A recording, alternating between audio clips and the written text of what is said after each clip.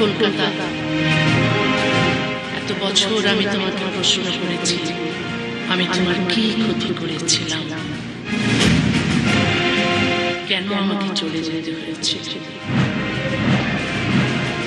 আজ তোমার কাছে কোনো উত্তর চাইতে আসিনি,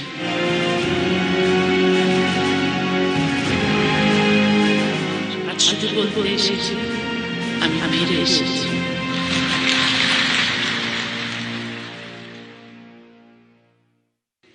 আজ আমি কলকাতায় ফিরে এসেছি।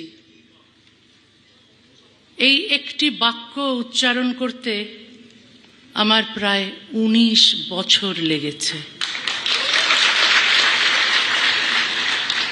নির্বাসিত মানুষের ক্যালেন্ডারে বছর শুধু সময় নয়, প্রতিটি বছর একটি বন্ধ দরজা, প্রতিটি মাস অপেক্ষা, প্রতিটি দিন নিজের ঠিকানা হারানোর দুঃখ। আজ সেই দীর্ঘ অপেক্ষার পর কলকাতার মাটিতে দাঁড়িয়ে মনে হচ্ছে আমি শুধু একটি শহরে ফিরে আসিনি, আমার হারিয়ে যাওয়া জীবনের একটি অধ্যায়ের কাছে ফিরে এসেছি। আজ আপনারা আমাকে যে ভালোবাসা ও সম্মান দিয়েছেন তার জন্য আমি গভীরভাবে কৃতজ্ঞ। আমাকে কলকাতায় আমন্ত্রণ জানিয়েছেন সেকুলার মিশনের চেয়ারম্যান ওসমান গনি মল্লিক। প্রায় অসম্ভব বলে মনে হয় আমার ফেরার বন্ধ দরজায় তিনি প্রথম সাহস করে কড়া নেড়েছিলেন, তাকে আমার আন্তরিক কৃতজ্ঞতা। আমার মঞ্চে আসেন আমার দীর্ঘদিনের শুভাকাঙ্ক্ষী তথাগত রায়, শাশ্বতী ঘোষ, মোহিত রায় এবং আজকের অনুষ্ঠানের সঙ্গে যুক্ত সবাইকে আমি আন্তরিক কৃতজ্ঞতা জানাই। অবশ্যই মাননীয় মুখ্যমন্ত্রী প্রচণ্ড ব্যস্ত থাকা সত্ত্বেও আমাকে সম্বর্ধনা দিয়েছেন, তার এই উদারতার জন্য আমি কৃতজ্ঞ এবং এ আসলে আমার জন্য অপ্রত্যাশিত ছিল। আমি বিস্মিত, মুগ্ধ, অভিভূত। আজ এই আনন্দের দিনে বাংলার দুই মনীষী শিবনারায়ণ রায় এবং অম্লান দত্তকে স্মরণ করছি। তারা আমাকে খুব স্নেহ করতেন, আমাকে পশ্চিমবঙ্গ ছাড়তে হয়েছিল বলে খুব ব্যথিত হয়েছিলেন। আজকের এই প্রত্যাবর্তন দেখলে নিশ্চয়ই খুব আনন্দিত হতেন। একজন লেখককে নিজের ভাষার শহরে আসতে পুলিশের পাহারার প্রয়োজন হওয়াটাই আমাদের সময়ের এক বেদনাদায়ক সত্য। লেখকের জীবন রক্ষা করা শুধু একজন মানুষকে রক্ষা করা নয়, তার কথা বলার অধিকার, ভিন্নমত প্রকাশের অধিকার এবং কলমের স্বাধীনতাকেও রক্ষা করা। আমি এমন একটা দিনের স্বপ্ন দেখি যেদিন কোনো লেখককে তার লেখার জন্য পুলিশের পাহারায় চলতে হবে না, কোনো মুক্ত চিন্তককে সত্য উচ্চারণের অপরাধে দেশ ত্যাগ করতে হবে না। আমার নিরাপত্তার দায়িত্ব নেওয়ার জন্য মাননীয় মুখ্যমন্ত্রী ও পশ্চিমবঙ্গ সরকারের প্রতি আমি আন্তরিকভাবে আবারও কৃতজ্ঞ। কৃতজ্ঞতা আনুগত্যের চুক্তি নয়, কৃতজ্ঞতার বিনিময়ে আমি আমার স্বাধীন চিন্তাকে বন্ধক দিই না, আবার মতভিন্নতাও আমাকে অকৃতজ্ঞ করে না। কোনো ভালো কাজের স্বীকৃতি দিতে দলীয় আনুগত্যের প্রয়োজন নেই, দ্বিমত প্রকাশ করতেও বিদ্বেষের প্রয়োজন নেই। আমি কোনো রাজনৈতিক দলের হয়ে এখানে কথা বলতে আসিনি, কোনো দলকে পরাজিত করতেও আসিনি। আমি এসেছি নারীর সমান অধিকার, মানবাধিকার, ধর্মনিরপেক্ষতা, যুক্তিবাদ, মুক্ত চিন্তা এবং বাক স্বাধীনতার পক্ষে কথা বলতে। আজকের দিনটি সাক্ষ্য দিচ্ছে ভয় চিরস্থায়ী নয়, নিষেধাজ্ঞা চিরস্থায়ী নয়, বন্ধ দরজাও চিরকাল বন্ধ থাকে না। আজ 1 অগাস্ট। অগাস্ট আমার জন্মের মাস, অগাস্ট আমার নির্বাসনের মাস, আজ থেকে অগাস্ট আমার প্রত্যাবর্তনের মাস। 1994 সালের 8ই অগাস্ট আমাকে বাংলাদেশ ছাড়তে বাধ্য করেছিল তখনকার সরকার। রাতের অন্ধকারে আমার স্বদেশের দরজা আমার জন্য বন্ধ করে দেওয়া হয়েছিল। তারপর একের পর এক সরকার এসেছে, কিন্তু সেই দরজা আর খোলেনি। আর মাত্র 7 দিন পর আমার নির্বাসনের 32 বছর পূর্ণ হবে। স্বদেশের বাইরে কাটানো সময় এরই মধ্যে স্বদেশে কাটানো সময়কে অতিক্রম করেছে। রাষ্ট্র আমাকে দেশ থেকে সরিয়ে দিয়েছে, কিন্তু আমার ভেতর থেকে দেশকে সরাতে পারেনি। বাংলা ভাষাই আমার বহনযোগ্য স্বদেশ, যে স্বদেশ আমি সঙ্গে করে পৃথিবীর এক প্রান্ত থেকে আরেক প্রান্তে নিয়ে বেরিয়েছি। এক বাংলায় আমার জন্ম, আরেক বাংলায় হারিয়ে যাওয়া ঘর খুঁজে পেয়েছিলাম। শেষ পর্যন্ত একজন বাঙালি লেখকের জন্য 2 বাংলার কোথাও একটি ছোট ঘরও রইল না। ইউরোপ আমাকে নাগরিকত্ব, নিরাপত্তা এবং আশ্রয় দিয়েছে, আমি তার জন্য কৃতজ্ঞ। কিন্তু নাগরিকত্ব আর আপনত্ব এক জিনিস নয়। নিরাপদ বাড়ি পাওয়া যায়, ঘর তৈরি হয় ভাষা, স্মৃতি, সংস্কৃতি এবং মানুষের ভালোবাসায়। পশ্চিমবঙ্গের সঙ্গে সম্পর্ক আমার আজকের নয়। 70-এর দশকে ময়মনসিংহে বসেই কলকাতার সাহিত্য পড়েছি, গান শুনেছি, রেডিওতে নাটক শুনেছি। বাস্তবে দেখার আগেই বই, সুর আর মানুষের কণ্ঠের ভেতর কলকাতাকে আবিষ্কার করেছিলাম। 1978 সালে কিশোর বয়সী সেজুতি নামে একটি কবিতা পত্রিকা সম্পাদনা শুরু করি। পশ্চিমবঙ্গ থেকে ডাকযোগে কবিতা আসতো। কাঁটাতারের ওপার থেকে খামের ভেতর উড়ে আসতো শব্দ। আমি সেই কবিতা ছাপাতাম, পশ্চিমবঙ্গের লিটল ম্যাগাজিনেও লিখতাম। রাজনীতি যখন বাংলাকে ভাগ করেছিল, কবিতা তখন 2 বাংলার মধ্যে সেতু তৈরি করেছিল। 80-র দশকের শেষ দিকে কলকাতায় আসা শুরু করলাম। 90-এর দশক থেকে এখানে আমার বই প্রকাশিত হয়। বাংলাকে কোনোদিন এপার ওপার বলে অনুভব করিনি। কাঁটাতার ভূখণ্ডকে ভাগ করতে পারে, ভাষাকে ভাগ করতে পারে না। নির্বাসনের পথে দেশ খুঁজতে খুঁজতে 1 দশক পর কলকাতায় একটি ঘর পেয়েছিলাম। এখানেই আমি সুখে ও স্বস্তিতে ছিলাম, সৃষ্টিশীল ছিলাম। আমার বই দ্বিখণ্ডিত নিষিদ্ধ হয়েছিল। কলকাতা হাইকোর্ট সেই নিষেধাজ্ঞা খারিজ করে দেন। তবু 2007 সালের 22শে নভেম্বর পশ্চিমবঙ্গ সরকার আমাকে কলকাতা ছাড়তে বাধ্য করেছিল। আমি কোনো অপরাধ করিনি, কোনো আদালত আমাকে নির্বাসনের সাজা দেয়নি। তবু মৌলবাদীদের হুমকির মূল্য দিতে হলো আমাকে। আমার ঘর, শহর, পাঠক এবং স্বাভাবিক জীবন হারিয়ে। আমি তো আমার দেশেও কোনো অপরাধ করিনি। তারপরও আমার দেশ বাংলাদেশ আমাকে শাস্তি দিয়েছিল। 32 বছর আগে আমাকে নির্বাসন দিয়েছিল। 32 কি দোষ আমার ছিল?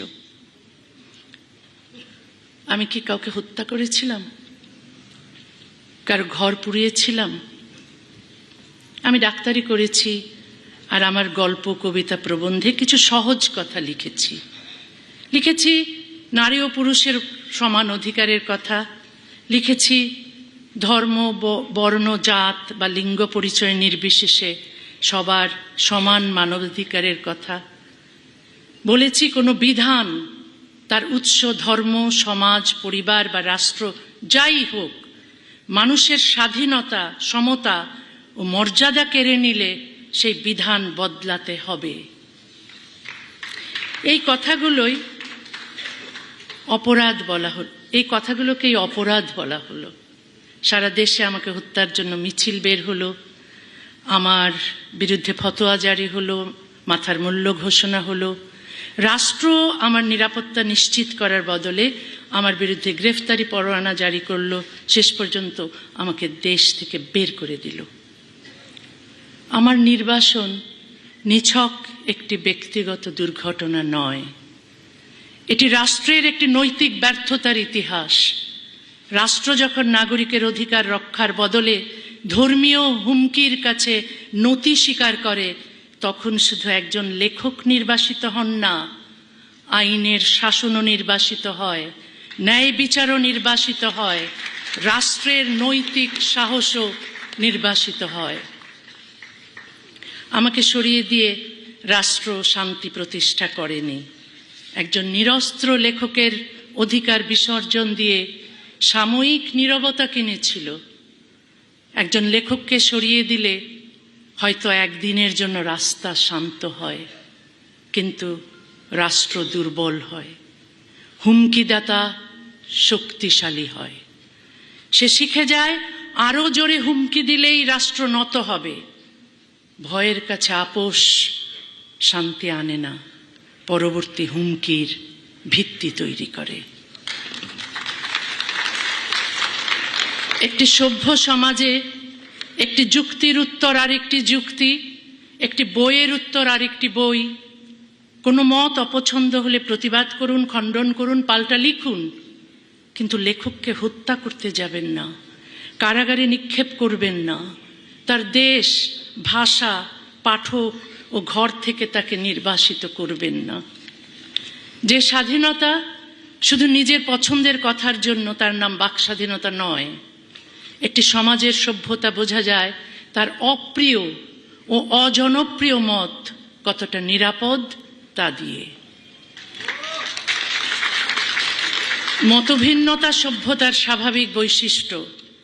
মতের উত্তরে হত্যার হুমকি সভ্যতার পরাজয়। আমি কোনো মানুষের বিরুদ্ধে লড়াই করি না, আমি লড়াই করি অশুভ মতাদর্শের বিরুদ্ধে। সেই সব মতাদর্শের বিরুদ্ধে যেগুলো নারীকে পুরুষের অধীন করে, শিশুকে যুক্তির বদলে অন্ধ আনুগত্য শেখায়, ধর্মত্যাগ বা ঈশ্বরে অবিশ্বাসকে অপরাধ বলে এবং ভিন্ন ধর্ম ও ভিন্ন মতের মানুষকে ঘৃণা করতে বা হত্যা করতে শেখায়। আমি সব ধর্মীয় মৌলবাদের বিরোধী। ইসলামী মৌলবাদের বিরুদ্ধে আমি বেশি সরব, কারণ শৈশব থেকেই একে খুব কাছ থেকে দেখেছি। ইসলামী আইনে নারীর বিরুদ্ধে বৈষম্য দেখেছি, অমুসলিম, নাস্তিক ও মুক্ত চিন্তকদের ওপর নিপীড়ন দেখেছি, মানুষের ব্যক্তিগত জীবন, চিন্তা ও স্বাধীনতা নিয়ন্ত্রণ করতে দেখেছি, সারা বিশ্ব জুড়ে জিহাদি উগ্রপন্থীদের সন্ত্রাস ও হত্যাকাণ্ড দেখেছি। তাই এর নাম স্পষ্ট করে বলি। আমি সব ধর্মের মৌলবাদকে এক কাতারে রাখি না। অন্যান্য ধর্মের মৌলবাদের কথা বলে ইসলামী মৌলবাদকে আড়াল করি না। যে অন্যায় যেখানে ঘটবে, যে মতাদর্শ তার জন্য দায়ী, তাকে তার নাম ধরেই সমালোচনা করি। সত্যকে ভারসাম্যের নামে অস্পষ্ট করা নিরপেক্ষতা নয়, বরং তা সত্যের সঙ্গে আপোষ। ইসলামের সমালোচনা মুসলমানের প্রতি বিদ্বেষ নয়। মানুষের অধিকার আছে, মতাদর্শের কোনো অধিকার নেই। মানুষকে রক্ষা করতে হবে, মতাদর্শকে প্রশ্ন করতে হবে। মুসলমানের শুভাকাঙ্ক্ষী হওয়া মানে তাদের ধর্মীয় শাসনের বন্দিত্বে রেখে দেওয়া নয়। আমি চাই মুসলিম সমাজে মুক্ত চিন্তার চর্চা বাড়ুক, যুক্তিবাদী ও ধর্মনিরপেক্ষ মানুষের সংখ্যা বাড়ুক, নারীরা পূর্ণ সমানাধিকার পাক, কারো মানবাধিকার লঙ্ঘিত না হোক। কোনো মতাদর্শই সমালোচনার ঊর্ধ্বে নয়। ইসলামের সমালোচনা করা বা ইসলাম সম্পর্কে সত্য কথা বলা মুসলমানের প্রতি বিদ্বেষ নয়, বরং মুসলিম সমাজের সংস্কার, বিবর্তন ও মানুষের মুক্তির জন্য এই সমালোচনা অত্যন্ত জরুরি। আজ বিশ্বের অধিকাংশ গণতান্ত্রিক সমাজে খ্রিস্ট ধর্ম, হিন্দু ধর্ম, ইহুদি ধর্ম, বৌদ্ধ ধর্ম, কোনো ধর্মই নীতিগতভাবে সমালোচনার ঊর্ধ্বে নয়। ধর্ম ও ধর্মীয় প্রতিষ্ঠানের সমালোচনা করেই এসব সমাজ বহু পুরনো বৈষম্য ও ও কুসংস্কার থেকে বেরিয়ে এসেছে। খ্রিস্টান বিশ্বে ইনকুইজিশন ছিল। ঈশ্বরের অস্তিত্বে সন্দেহ করলেই এককালে মানুষকে মেরে ফেলা হতো। স্প্যানিশ ইনকুইজিশন এখন ইতিহাসের একটি অন্ধকার অধ্যায়।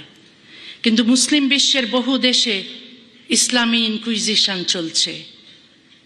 ধর্মীয় অনুভূতিতে আঘাত লাগার আইন, ফতোয়া, কারাবাস, গণপিটুনি, হত্যার হুমকি এবং নির্বাসন সব কিছুর উদ্দেশ্য এক: সংস্কারক বা সমালোচকের মুখ বন্ধ করো। এই কারণেই মুসলিম সমাজের মুক্ত চিন্তকদের কেউ খুন হয়েছেন, কেউ কারাগারে, কেউ নির্বাসনে। আমরা যারা জীবনের ঝুঁকি নিয়ে ভিন্ন মত প্রকাশ করছি, আমরা চাই মুসলিম সমাজও অন্ধ আনুগত্যের শৃঙ্খল ভেঙে যুক্তি, সমতা, মানবাধিকার ও আধুনিকতার পথে এগিয়ে যাক। আমরা সমালোচনা করি ধ্বংস করার জন্য নয়, করি পরিবর্তনের জন্য। যে বিধান নারীকে পুরুষের যৌনদাসী হিসেবে গণ্য করে, অমুসলিমকে ঘৃণা করে, ইসলামের সংস্কারক বা সমালোচককে হত্যা করে, সেই বিধানকে প্রশ্ন করতেই হবে। আরো বেদনাদায়ক হলো, মুসলিম সমাজকে অন্ধকারে রাখতে শুধু ইসলামী উগ্রপন্থীরাই সক্রিয় নন, তথাকথিত প্রগতিশীল ও বামপন্থীদের একটি অংশ এই অচলাবস্থাকে রক্ষা করেন।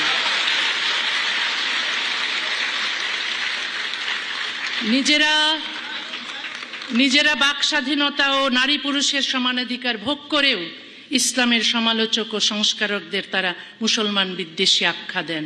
আমি অহরহ তাদের আক্রমণের শিকার হই। তাদের অভিযোগ, আমি কেন হিন্দু, বৌদ্ধ, খ্রিস্টান মৌলবাদীদের বিরুদ্ধে একই রকম ভাবে যুদ্ধ করছি না? তারা কি একই যুক্তিতে রাজা রামমোহন রায়কেও এই বলে বাতিল করেন যে তিনি সতীদাহের বিরুদ্ধে লড়েছেন, কিন্তু পৃথিবীর সব ধর্মের সব কুসংস্কারের বিরুদ্ধে একই সঙ্গে লড়েননি? ঈশ্বরচন্দ্র বিদ্যাসাগরকে কি কেউ দোষ দিয়েছিলেন? তিনি হিন্দু বিধবার অধিকারের জন্য লড়লেন, অন্য সব ধর্মের সংস্কার করতে গেলেন না কেন? সমাজ সংস্কারক তার সবচেয়ে পরিচিত সমাজের অন্যায় থেকেই লড়াই শুরু করেন। আমার ক্ষেত্রে সেই নিয়মের ব্যতিক্রম হবে কেন? ইসলামী জিহাদি জঙ্গিরা সমালোচকের মুখ বন্ধ করতে ব্যবহার করে হুমকি ও হত্যা। মৌলবাদের কাছে নত রাষ্ট্র ব্যবহার করে আইন, কারাগার ও নির্বাসন। আর তথাকথিত প্রগতিশীলরা, তথাকথিত সেকুলার উদার বামপন্থীরা ব্যবহার করেন অপবাদ, উদ্দেশ্যনীয় সন্দেহ এবং সামাজিক বর্জন। পদ্ধতি আলাদা কিন্তু ফল একই। ইসলামের সমালোচনা বন্ধ হয়, মুসলিম নারীর বঞ্চনা অক্ষত থাকে, মুসলিম সমাজের বিবর্তন থেমে থাকে। যারা নিজেদের জন্য আধুনিকতা চান কিন্তু মুসলিম সমাজের জন্য চান মধ্যযুগীয় বিধান, তারা মুসলমানের সবচেয়ে বড় শত্রু। যারা নিজেদের মেয়ের স্বাধীনতাকে অধিকার বলেন কিন্তু মুসলিম মেয়ের পরাধীনতাকে সংস্কৃতি বলেন, তারা মোটেও প্রগতিশীল নন।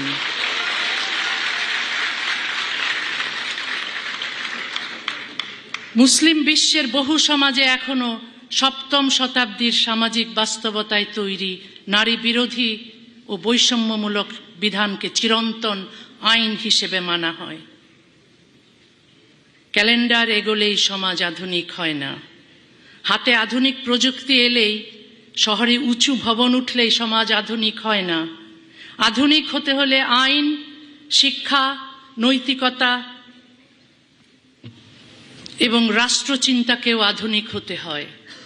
কোনো প্রাচীন বিধানকে আজকের মানবাধিকার, স্বাধীনতা ও সমতার মানদণ্ডে অন্যায় মনে হলে তা বদলাতেই হবে। আমি মানুষের ধর্ম মানার, ধর্ম গ্রহণ করার, ধর্ম প্রচার করার অধিকার মানি। একই সঙ্গে ধর্ম না মানার, ধর্ম ত্যাগ করার এবং ধর্মের সমালোচনা করার অধিকারও মানি। বিশ্বাসের স্বাধীনতা বিশ্বাসকে সমালোচনার ঊর্ধ্বে তোলে না। বিশ্বাসের স্বাধীনতা থাকলে অবিশ্বাসের স্বাধীনতাও থাকতে হবে। সত্যিকারের ধর্মনিরপেক্ষতা শুধু সব ধর্মের উৎসবে যোগ দেওয়া নয়। ধর্মনিরপেক্ষতা হলো রাষ্ট্র, আইন, রাজনীতি ও শিক্ষা ব্যবস্থা থেকে ধর্মীয় কর্তৃত্বকে পৃথক রাখা। রাষ্ট্রের কাজ কোনো ধর্মকে রক্ষা করা নয়, রাষ্ট্রের কাজ বিশ্বাসী ও অবিশ্বাসী সব নাগরিকের সমান অধিকার রক্ষা করা। রাষ্ট্রের কোনো ধর্ম থাকবে না, রাষ্ট্রের থাকবে ন্যায়। আইনের কোনো ধর্ম থাকবে না, আইনের থাকবে সমতা। একজন নারীর অধিকার তার জন্ম বা ধর্মীয় পরিচয়ের উপর নির্ভর করতে পারে না। তার শরীর তার নিজের, জীবন তার নিজের, সিদ্ধান্তও তার নিজের। কোনো ধর্মীয় আইন নারীকে পুরুষের সমান অধিকার না দিলে সেই আইন বাতিল করতে হবে। ধর্মের মর্যাদার চেয়ে মানুষের মর্যাদা বড়। একই দেশের নাগরিকের অধিকার ধর্মভেদে আলাদা হতে পারে না। ভারত ও বাংলাদেশ দুই দেশেই ধর্মীয় পরিচয়ের ঊর্ধ্বে অভিন্ন দেওয়ানি বিধি দরকার, তবে তা সংখ্যাগুরু ধর্মের বিধান নয়। সংবিধান, মানবাধিকার এবং নারী পুরুষের পূর্ণ সমতার ভিত্তিতে রচিত হবে নাগরিক আইন। 40 বছরেরও বেশি সময় ধরে আমি মানবিকতা, ধর্মনিরপেক্ষতা, বিজ্ঞান মনস্কতা, বাক স্বাধীনতা এবং নারী পুরুষের সমান অধিকারের কথা বলে আসছি। বিপদ এসেছে, নির্বাসন এসেছে, একাকিত্ব এসেছে, কিন্তু আমার বিশ্বাস বদলায়নি। বাংলাদেশে আজ মৌলবাদ ও সাম্প্রদায়িকতার বিস্তার ভয়াবহ। রাজীব হায়দার, অভিজিৎ ঘোষ, ওয়াশিকুর রহমান বাবু, ওয়াশিকুর রহমান বাবু, অনন্ত বিজয় দাস, নিলয় নীল, ফয়সল আরিফিন দীপন সহ অনেক সাহসী মুক্ত চিন্তককে জিহাদি সন্ত্রাসীরা নৃশংসভাবে হত্যা করেছে। তাদের অপরাধ ছিল তারা প্রশ্ন করেছিলেন, ইসলামের বৈষম্যমূলক বিধানের সমালোচনা করেছিলেন, অবিশ্বাসীদের দমন এবং বাক স্বাধীনতার পর আক্রমণের সত্য তুলে ধরেছিলেন। তাদের হত্যা করে সমাজকে একটি বার্তা দেওয়া হয়েছে, প্রশ্ন করলে মৃত্যু, নীরব থাকলে জীবন। আমি সেই শর্ত মানি না। যে জীবন নীরবতার বিনিময়ে কিনতে হয় সেটি স্বাধীন জীবন নয়। কিন্তু প্রশ্নকে হত্যা করা যায় না। একজন প্রশ্নকারীকে হত্যা করলে সেই প্রশ্ন আরো বহু মানুষের কণ্ঠে ফিরে আসে। যে সমাজ তার সমালোচককে হত্যা করে, কারাগারে পাঠায় বা নির্বাসিত করে, সে সমাজ সমালোচককে নয়, নিজের ভবিষ্যৎকেই হত্যা করে, বন্দী করে বা নির্বাসিত করে। তারপরও আমি আশা ছাড়ি না। আমি বিশ্বাস করি একদিন বাংলাদেশেও রাষ্ট্র ও ধর্ম পৃথক হবে, নারী পূর্ণ সমান অধিকার পাবে, ধর্মীয় সংখ্যালঘুরা নিরাপদে বাস করবে, নাস্তিক ও মুক্তচিন্তকরা নিরাপত্তা রক্ষী ছাড়াই রাস্তায় হাঁটতে পারবে। আশা কোনো অন্ধ আশাবাদ নয়, আশা কোনো অন্ধ আশাবাদ নয়, অন্ধকারের অস্তিত্ব জেনেও আলো তৈরি করার জেদ। আমি এমন এক উপমহাদেশের স্বপ্ন দেখি যেখানে ধর্মান্ধতার বদলে থাকবে বিজ্ঞান মনস্কতা, অজ্ঞতার বদলে শিক্ষা, বর্বরতার বদলে মানবিকতা এবং পশ্চাৎপদতার বদলে আধুনিকতা। মৌলবাদ অজ্ঞতা, বিদ্বেষ ও হিংসাকে নিয়ে দাবানলের মতো ছড়ায়, আর দাবানল কাঁটা তার মানে না। 1947 সালে ধর্মের ভিত্তিতে দেশভাগ এই উপমহাদেশে ভয়াবহ বিপর্যয় ঘটিয়েছিল। ধর্মের নামে আর কোনো দেশভাগ নয়, আর কোনো রক্তপাত নয়, আর কোনো নির্বাসন নয়। শান্তি প্রতিষ্ঠিত হোক সততা, সমতা, সহিষ্ণুতা, মানবিকতা, উদারতা এবং পারস্পরিক শ্রদ্ধার ভিত্তিতে। এই স্বপ্ন নিয়ে আজ আমি আবার কলকাতার সামনে দাঁড়িয়েছি। কলকাতা, এত বছর আমি তোমাকে প্রশ্ন করেছি, আমি তোমার কি ক্ষতি করেছিলাম, কেন আমাকে চলে যেতে হয়েছিল? আজ তোমার কাছে কোনো উত্তর চাইতে আসিনি, আজ শুধু বলতে এসেছি আমি ফিরে এসেছি।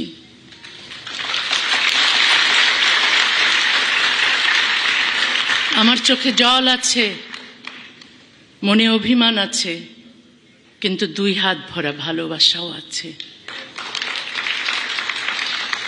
কারণ যে শহর আমাকে কাঁদিয়েছে সেই শহরই আমাকে স্বপ্ন দেখিয়েছে। যে শহর থেকে আমাকে চলে যেতে হয়েছে সেই শহরেই ফিরে আসার স্বপ্ন আমি এত বছর দেখেছি। আমি জানি চলে যাওয়া আর ফিরে আসার মাঝখানের 19 বছর কেউ আমাকে ফিরিয়ে দিতে পারবে না। কিন্তু আজকের এই দরজা খোলা প্রমাণ করে অন্যায় দীর্ঘস্থায়ী হতে পারে, চিরস্থায়ী নয়।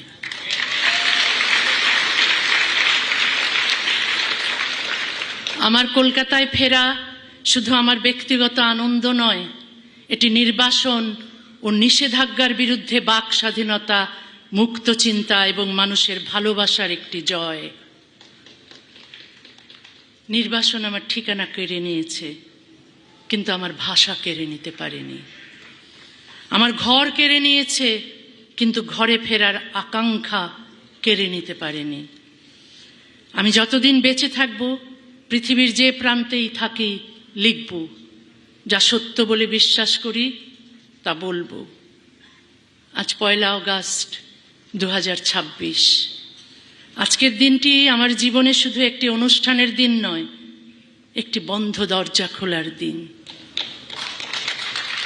ইতিহাস যেমন মনে রাখে কারা দরজা বন্ধ করেছিল, ইতিহাস তেমনি মনে রাখে কারা দরজা খুলেছিল।